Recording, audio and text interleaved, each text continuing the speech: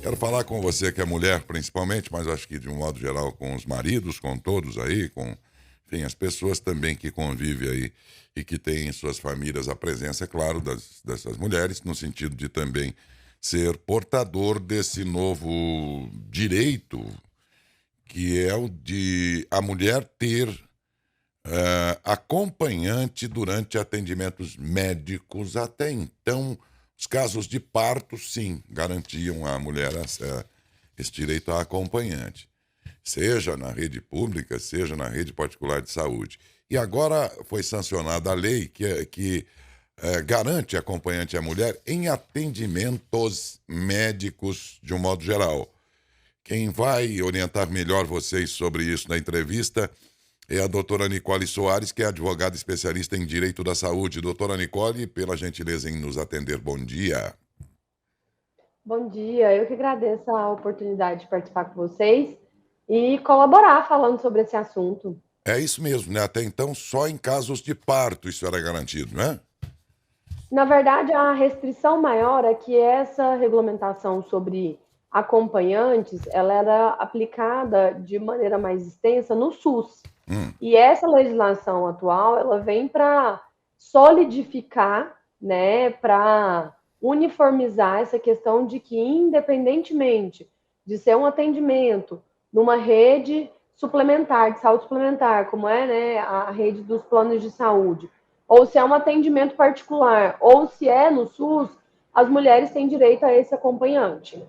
Ela pode também, se assim desejar. Vamos dizer que isso aí não é obrigatório que ela esteja com acompanhante, né, gente? Ela não é obrigada, mas o interessante, até faço uso do espaço para provocar a reflexão, de que talvez o que a gente mais tenha que pensar a respeito seja o porquê algo como isso precisa virar lei, né? Porque você coloca a mulher numa situação ali de vulnerabilidade em muitos momentos em que ela não pode ter um acompanhante. E aí você passa a necessitar de uma legislação para proteger essa mulher.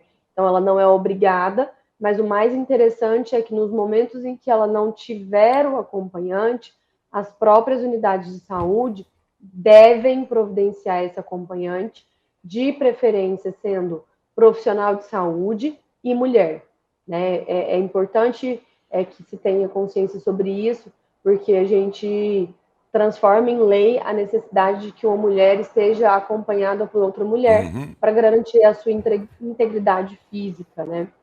Mas, doutora, entre a lei que está no papel e o papel aceita essas condições e a realidade nacional de um país continental como o nosso, na prática, de onde a gente vê imagens, muitas vezes, de gente acumulada em corredores, neste caso, estou falando de pacientes. Há estrutura no país para que essa lei seja cumprida, sabendo-se que às vezes nem o paciente consegue vaga?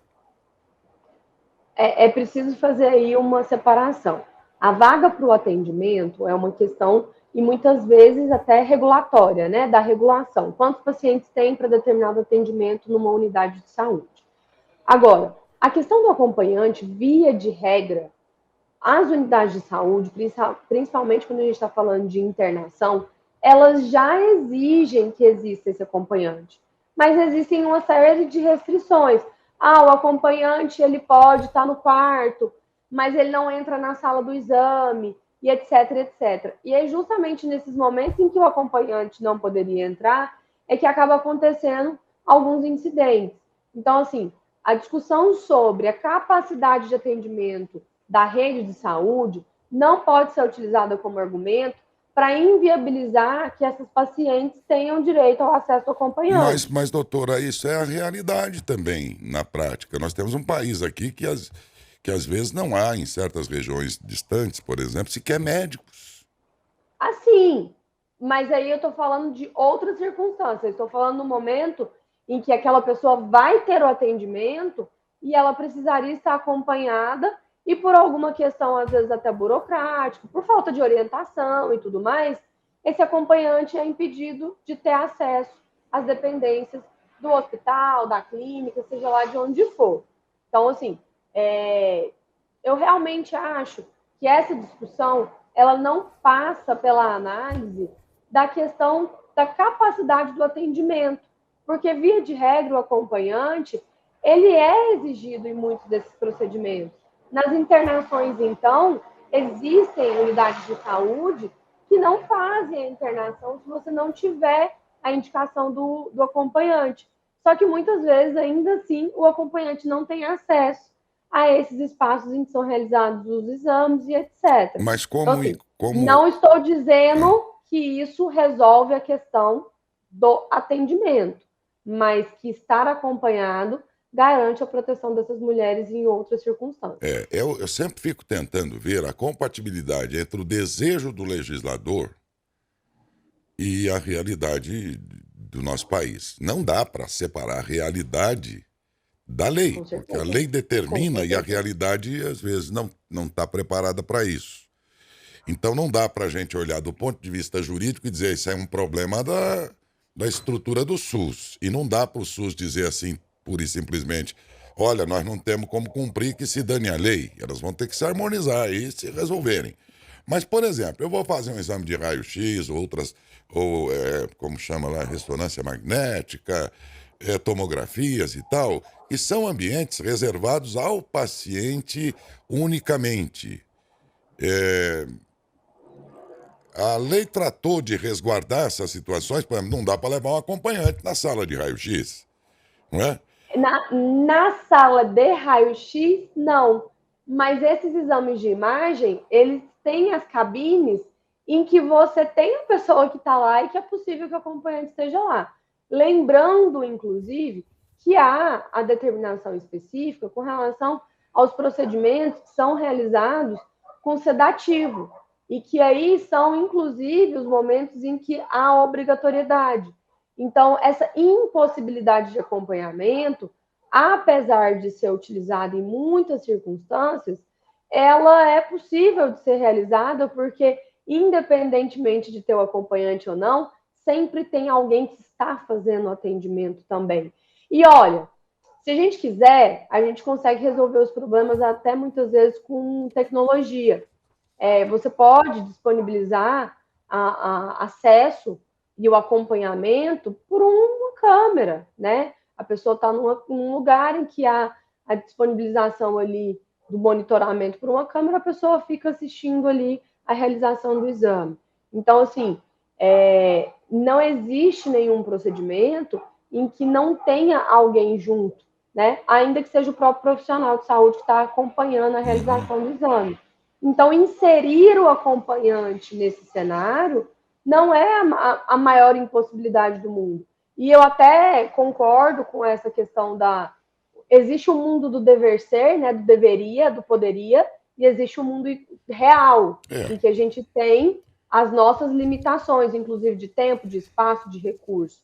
Só que a questão do acompanhante já deixou de ser uma necessidade da expectativa do que poderia ser bom para uma necessidade, considerando a quantidade de casos que a gente tem notícias e sabendo que existe uma quantidade ainda maior que não se tem notícias de situações em que a integridade da mulher acaba sendo colocada em xeque diante da ausência do acompanhante. olha, eu quero dizer que, antes de mais nada, sou muito a favor dessa ideia.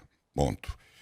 Mas a gente também tem que levar em conta que nós cansamos de ver o legislador criando leis e ele próprio sabendo que sequer você tem a capacidade fiscalizatória à disposição no aparato da máquina pública para que a lei seja cumprida. Fazer lei, como diz, o papel aceita tudo. Na realidade, Sim, depois, fica sempre esse problema, porque nunca há capacidade de fiscalização, uma série de coisas. Nesse caso em particular, a quem vai competir a fiscalização do cumprimento desta lei? na verdade, a gente tem duas frentes. Você tem a perspectiva da fiscalização, quando você está falando de saúde suplementar ou unidade de atendimento particular, você tem o PROCON, né, que tem essa alçada aí para fazer a fiscalização dessas unidades.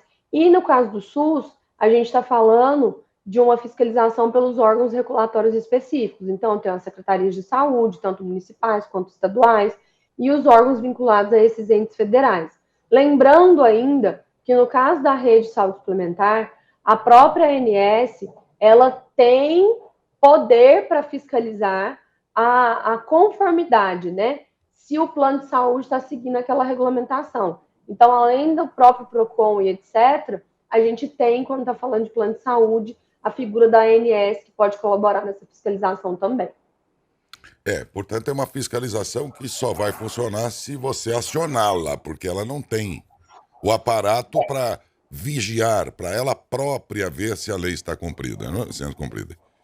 É porque na prática você não tem essa necessidade de ter uma função específica ali, né?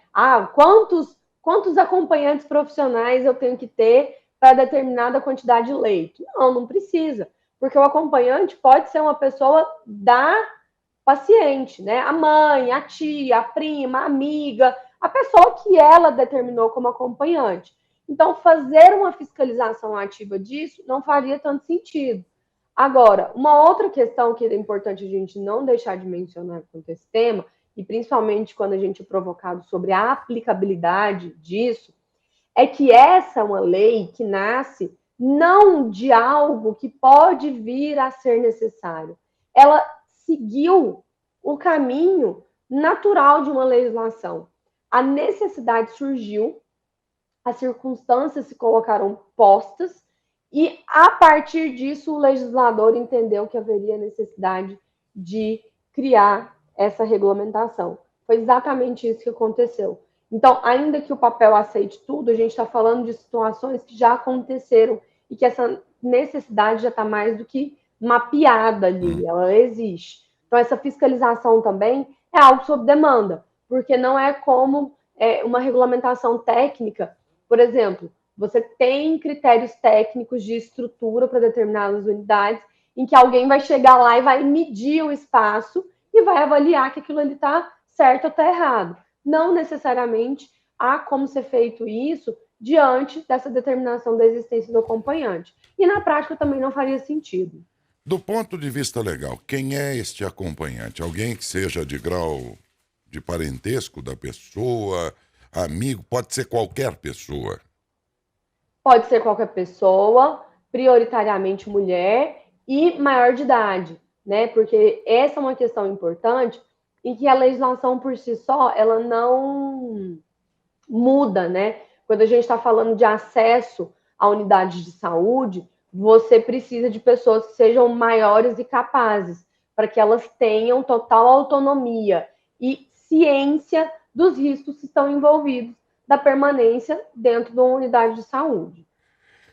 Muito bem. Eu não vi aqui, pelo menos nos trechos que eu tenho da lei, a referência aos atendimentos de emergência, por exemplo, SAMU, situações assim, em que alguém, por ter sofrido um mal súbito ou acidente, ou seja lá o que for,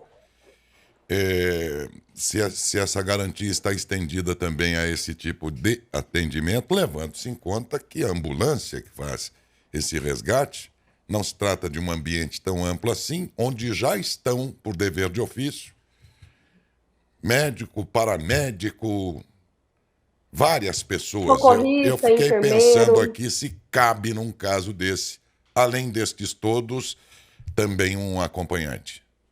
Via de regra, esse tipo de atendimento, o acompanhante ele já está junto, né? É só quando não há possibilidade de espaço mesmo.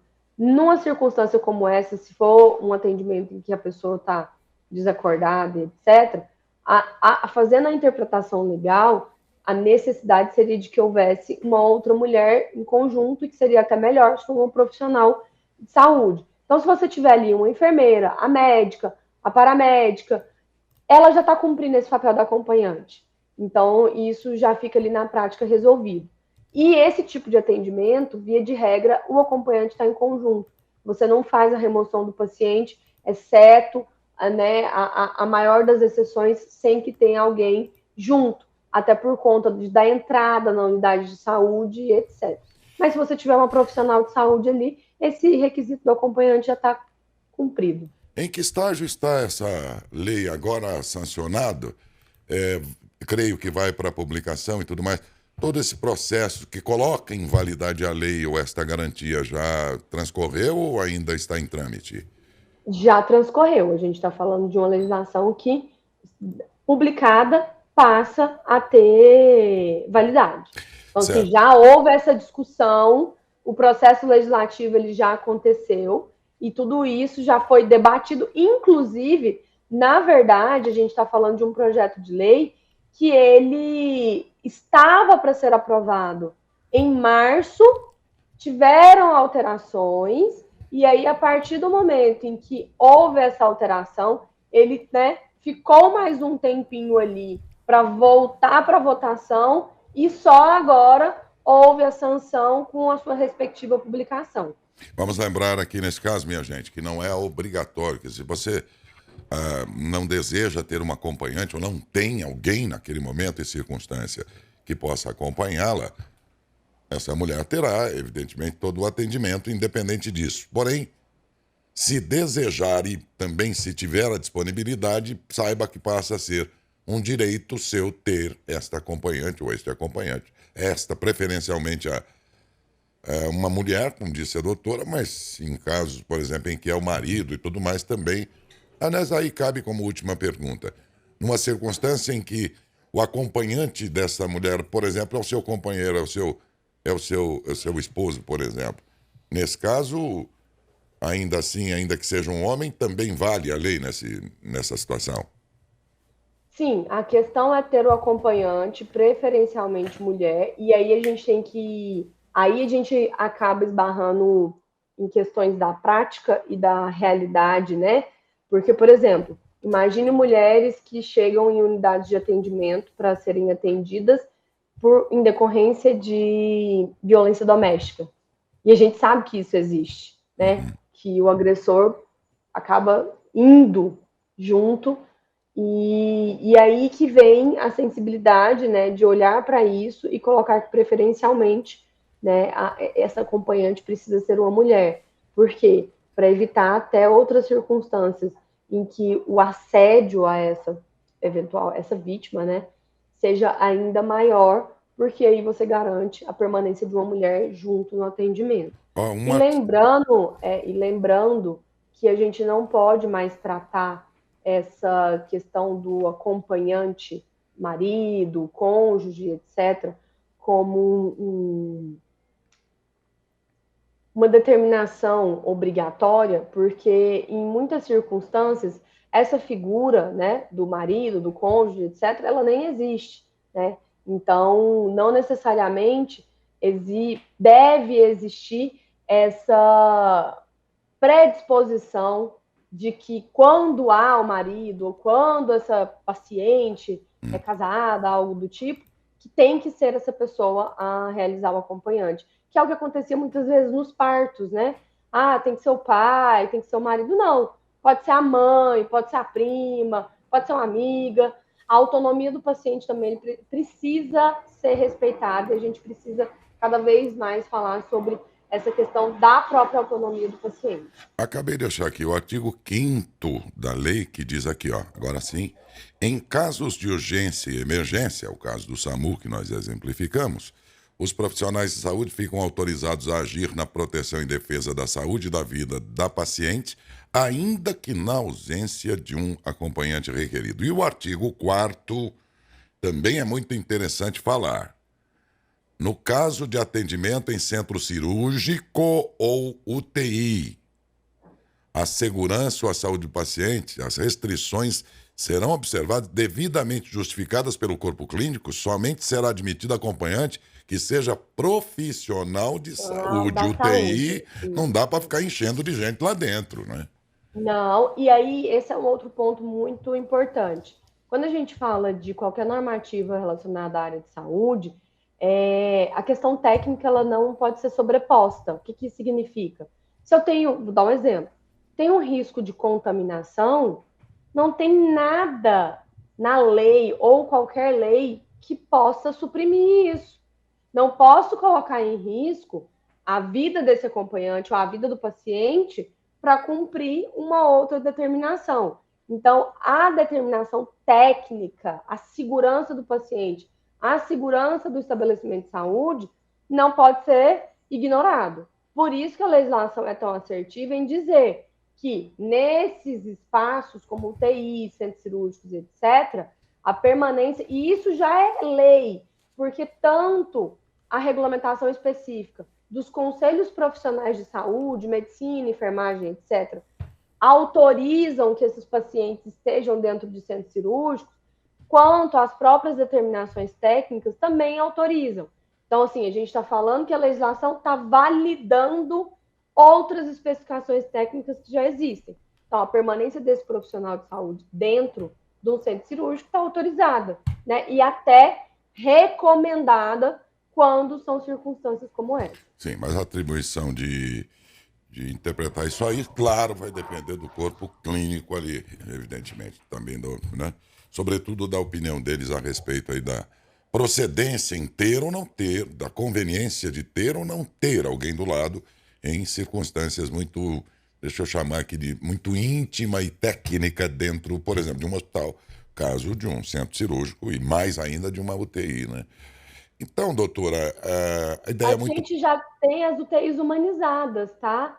Que se usa essa terminologia, mas que são as UTIs em que você tem a permanência constante do acompanhante. Quando a gente fala assim, é muito difícil tratar as coisas e universalizar num país como o nosso. A gente tem aqui em Matão, por exemplo, um atendimento excelente, hospital, ESFs, essas unidades todas, mas se eu for lá em Roraima, o negócio lá já é diferente, no Amazonas e no Amapá, e aí é que entra o Brasil na sua média, né? Entre aqueles extremos de desguarnecimento das condições mais básicas, inclusive, vamos lembrar que, para começar, nós estamos num país que a metade não tem saneamento, né? Então, pensar, às vezes, as coisas dentro de um gabinete luxuoso, com ar-condicionado e tal, é uma coisa. Mas daí, lá para a prática, é outra. E fora os próprios precedentes. Por exemplo, eu vou encerrar aqui dizendo que a lei é muito boa, mas fico sempre numa condição duvidosa que se efetivamente ela vai ser cumprida. Até porque eu dei aqui esse exemplo esses dias. Já não faz pouco tempo que uma lei, por exemplo, garantiu ao SUS ser ressarcido pelo marido que bate na mulher. Está lá na lei. A lei está aí. Eles nem sabem que ela existe, mas está aí. A lei que garante, por exemplo, ao SUS pedir o ressarcimento dos serviços que ele fez para atender uma mulher agredida pelo marido. E ele tem o direito de requisitar que esse marido pague a conta daquele atendimento no SUS. Agora, o SUS, pelo jeito, não reclama esse direito. E com isso a Justiça não atua, o Ministério Público não atua, porque não foram acionados para isso. E, por conta disso, é mais uma que foi por papel, porque ninguém foi, até hoje, acionado pelo SUS para ter esse marido algum que bateu na mulher e que disso resultou ferimentos, atendimento médico e tudo. Até hoje, nenhum marido foi chamado para pagar essa conta. Ou seja, eu tenho muito medo de lei que fica no papel como algo, às vezes, até demagogo, porque quem fez também já sabia que na prática não ia dar em nada. E é isso que nós não... É por isso e pelos precedentes que a gente sempre fica com um pé atrás, embora sempre esperançoso de que a lei seja cumprida, sobretudo essa.